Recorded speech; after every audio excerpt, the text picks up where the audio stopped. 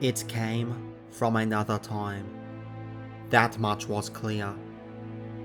Something about him looked strange, unfamiliar to us, yet we could tell that he was almost human. His structure was similar to ours. He had the same limbs, the overall stature, but he was different in ways that are hard to describe. I suppose I should explain a few things about this situation. I'm the lead doctor in this facility. We had been investigating a signal that we'd been receiving for the past few months. As we tracked the signal, we ended up in the middle of the Arctic. The middle of nowhere, really. You may be asking what the signal was, and that I cannot really answer. It was kind of like a ping, a shrill sound that would sound like it was growing in intensity, then slowly fade out, not dissimilar to how it sounds as a car passes by. Quiet, loud, then back to silent. We had spent months trying to decipher the signal. It was unlike anything we had ever heard, but we knew it was important.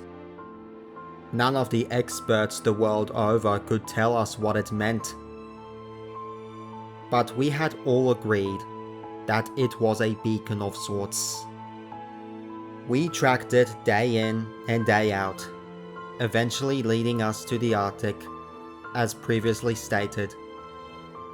We found the exact location from which the signal was being produced. But there was nothing there.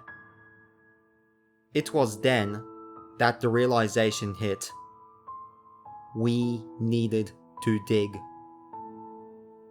It took a painful number of man-hours and machines, but after digging down much further than ever anticipated, we found the source of the signal.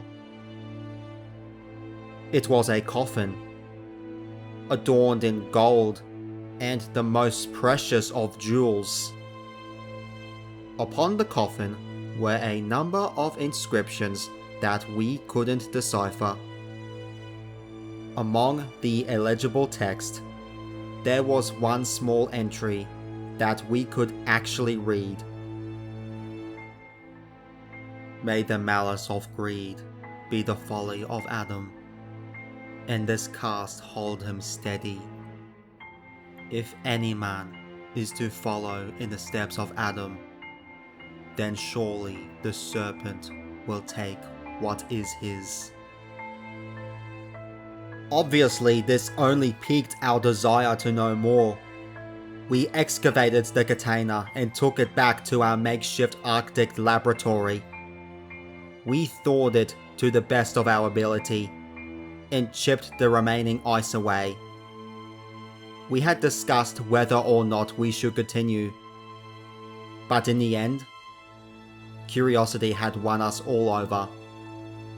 We broke the strange wax seals over the lid and cautiously removed the lid.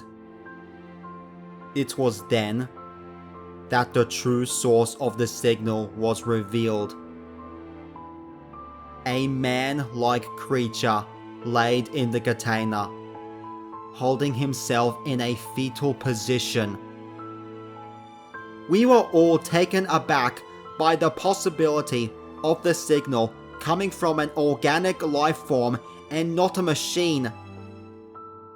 How could anything living possibly emit a radio signal?